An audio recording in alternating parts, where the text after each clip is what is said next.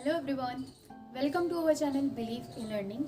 आज हम लोग हमारे बिजनेस ऑर्गेनाइजेशन सब्जेक्ट के एक न्यू चैप्टर के ऊपर बात करेंगे। हम लोगों ने अभी तक के हमारे 12 चैप्टर्स कवर कर लिए थे, जिसमें से जो हमारा 13 चैप्टर है जो हमारे कोर्स से डिलीट हो चुका है, तो अभी हमें उसके ऊपर कोई बात नहीं करनी है। तो हम अब किसके ऊपर बात कर रहे हैं? 14 चैप्टर के ऊपर। किसके ऊपर? 14 चैप्टर। 14 चैप्टर हमारा क्या चैप्टर है? 14 चैप्टर है हमारा record of inward and outward correspondence. Record of inward and outward correspondence. अब ये चैप्टर क्या है? ये इनवर्ड और आउटवर्ड की तो बात हो रही है, बट ये करेस्पॉन्डेंस क्या है ना? What is correspondence? तो सबसे पहले हम करेस्पॉन्डेंस को समझेंगे। What is correspondence? Correspondence is a written form. ये क्या है? ये एक हमारा रिटन फॉर्म है। Written form of communication. किस चीज का? कम्युनिकेट करने का बिटवीन टू पार्टीज। यानी कि जैसे हम लोग नॉर्मली ओरली बात करते हैं ना, उसी तरीके से करेस्पॉन्डेंस का मतलब क्या है? ये एक ऐसा it is a written form. ये कैसा फॉर्म है? ये रिटन फॉर्म है जिसमें आप क्या करते हो? लिख कर बात करते हो, कम्युनिकेट करते हो एक दूसरे से। ठीक, सिंपल सी मीनिंग इसकी ये है। It is a written form of communication between two parties. अब जब ये इनवर्ड और आउटवर्ड यानी कि जब ये बिजनेस टर्म में यूज होता है, तो क्या हो जाता है कि आप बिजनेस टर्म में कैसे कम्युनिकेट कर रहे हो। ठीक है, कुछ लेटर्स आपके आते होंगे, बहुत से लेटर्स आपको सेंड करने होते होंगे, तो उसी के ऊपर पूरी बात बताई गई है। अब इसमें आपको दो चीज़ों में इसको कैटेगराइज किया गया है। एक होता है इनवर्ड करेस्पॉन्डेंस और दूसरा होता है आपका आउटवर्ड करेस्पॉन्डेंस। हम इस चैप्टर में इनवर्ड करेस्पॉन्डेंस में क्या प्रोसेस होता है और आउटवर्ड करेस्पॉन्डेंस में क्या प्रोसेस होता है, उसके ऊपर बात करेंगे। ठीक है, सो अब हम क्या करेंगे? अब हम बात कर रहे हैं हमारे इनवर्ड करेस्पॉन्डेंस पर। इनवर्ड करेस्पॉन्डेंस का क्या प्रोसीजर है? आपके बुक में भी यही दे रखा है। देखिए, सबसे पहले हमारा जो स्टेप है वो क्या है? फर्स्ट स्टेप वो क्या है? Receiving of letters. आप लेटर रिसीव कैसे करते हो? आपके जो बिजनेस है, बिजनेस फर्म में आप क्या करते हो? सबसे पहले आप लेटर रिसीव करते हो। बिना लेटर रिसीव किए आप क्या करोगे? लेटर्स पढ़ पाओगे? नहीं पढ़ पाओगे। तो इस वजह से सबसे पहला स्टेप होता है हमारा लेटर रिसीव करना। जो भी आपके बिजनेस फर्म में आ रहा है लेटर, ठीक है, जो आपके आ रहे हैं लेटर, वो होते हैं इनवर्ड करेस्पॉन्डेंस। ठीक, अब लेटर आप रिसीव किन के थ्रू करते हो? आप पियोन के थ्रू करते हो, पोस्टमैन के थ्रू करते हो, या आपका कोई भी कुरियर आता है, ठीक, या अदर कोई पर्सन कोई आपको लाके दे रहा है, या आपको कोई एम्प्लॉय लाके दे रहा है, इन्हीं लोग के थ्रू आप क्या करते हो? लेटर रिसीव करते हो। तो सबसे पहला स्टेप हमारा हुआ कि हम क्या करते हैं? लेटर को रिसीव करते हैं। ठीक, लेटर रिसीव किया। सेकेंड स्टेप इसका क्या है? Sorting of letter. क्या करते हो उसकी? शॉर्टिंग मीन्स छांटना। क्या करते हो आप? उनको, उन लेटर्स को छांटते हो। अब जो भी लेटर्स आपको मिले, फॉर एग्जांपल आपका जो पियोन है उसने क्या किया? आपको खूब सारे लेटर्स लाके दे दिए। ठीक, 10-15 लेटर्स थे, उसने लाके आपको दे दिए कि सर ये आज के लेटर्स आए हैं। ठीक, आपने लिए। अब उसमें से आप चेक कर रहे हो, तो उसमें छांट रहे हो कि आपका लेटर कौन सा है, बिजनेस वाला लेटर कौन सा है, या पर्सनल लेटर कौन सा है, और किसी एम्प्लॉय का भी लेटर आया तो वो कौन सा है। तो उसमें सबको अलग अलग रखो। जैसे किसी एम्प्लॉय का भी लेटर आया तो आप उस एम्प्लॉय का लेटर अलग रखोगे और क्या करोगे? उस एम्प्लॉय को हैंड ओवर कर दोगे। ठीक, अगर आपका खुद का पर्सनल लेटर है तो आप उसे अलग रखोगे, और जो बिजनेस फर्म से रिलेटेड है, ठीक है, आपके फर्म से रिलेटेड जो भी लेटर आए हैं उन सबको क्या करोगे? उनको अलग रखोगे। ये हो गया आपका शॉर्टिंग ऑफ लेटर। फिर थर्ड स्टेप इसका क्या है? Opening, obviously. अब इसका थर्ड स्टेप क्या होगा? जो भी लेटर्स आए हैं उनको आप क्या करोगे? ओपन करोगे, चेक करोगे कि भाई लेटर में है क्या। ठीक, ओपनिंग ऑफ लेटर्स।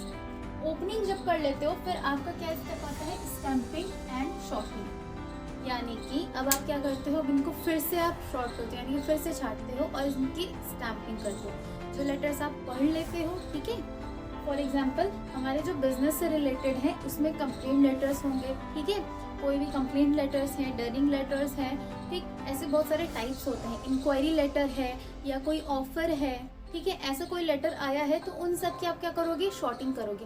पहले इन लोग को छांट लोगे, पढ़ने के बाद इन सबको अलग अलग रख दिया।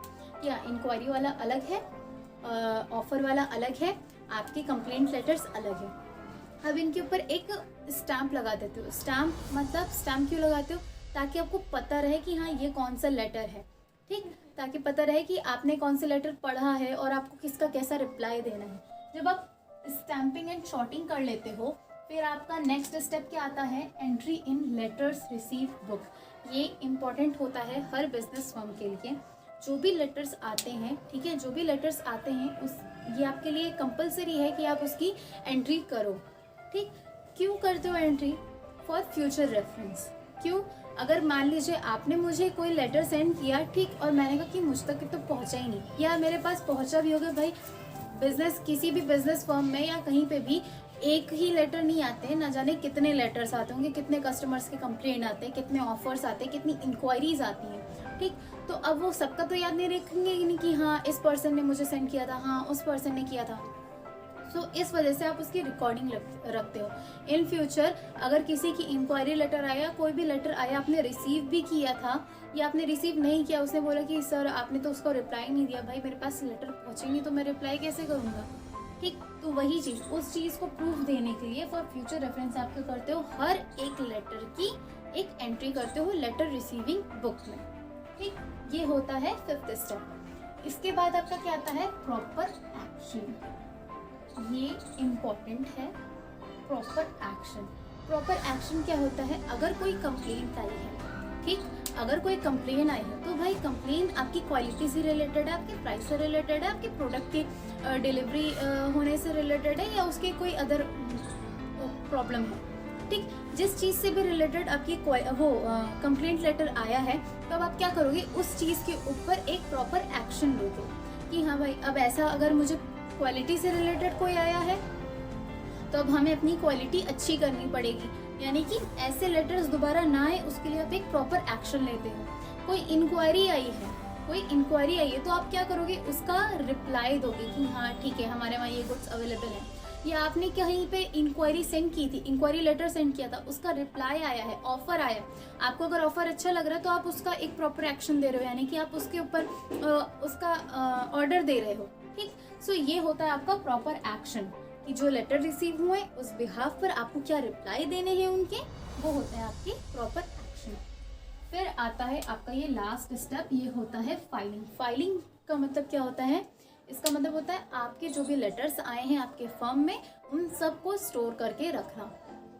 फ्यूचर रेफरेंस के लिए सभी लेटर्स को क्या करते हो, उन सबको उनकी कैटेगरीज में एक जगह पे स्टोर करके रखते हो। जो भी आपके बिग बिजनेस फर्म्स होते हैं या बिग बिजनेस हाउसेस होते हैं, वहाँ पे सभी लेटर्स को एक जगह पे स्टोर करके रखा जाता है, ताकि इन फ्यूचर अगर कोई भी डिस्प्यूट्स हम लोग के बीच में आते हैं या कुछ भी हमें चाहिए तो फिर हमारे पास रिकॉर्ड्स हैं कि हाँ भाई ये लेटर आया था, इसका मैंने ये रिप्लाई दिया। ये होता है इनवर्ड करेस्पॉन्डेंस का पूरा प्रोसीजर।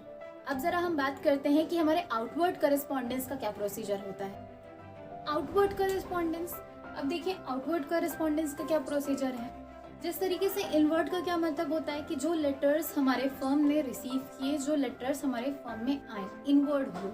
ठीक, आउटवर्ड का मतलब होता है जाना, बाहर की तरफ, यानी कि अब जो हमारे बिजनेस फर्म से बाहर लेटर्स सेंड किए जा रहे हैं किसी दूसरे को।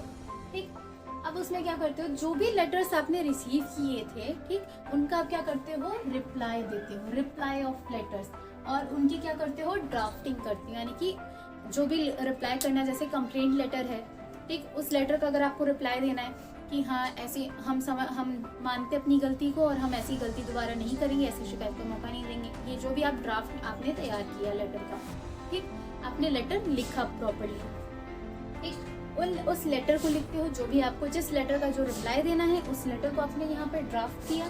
ठीक, फिर उसके बाद में आपका क्या आता है, कॉपी ऑफ लेटर, यानी कि कॉपी ऑफ द लेटर।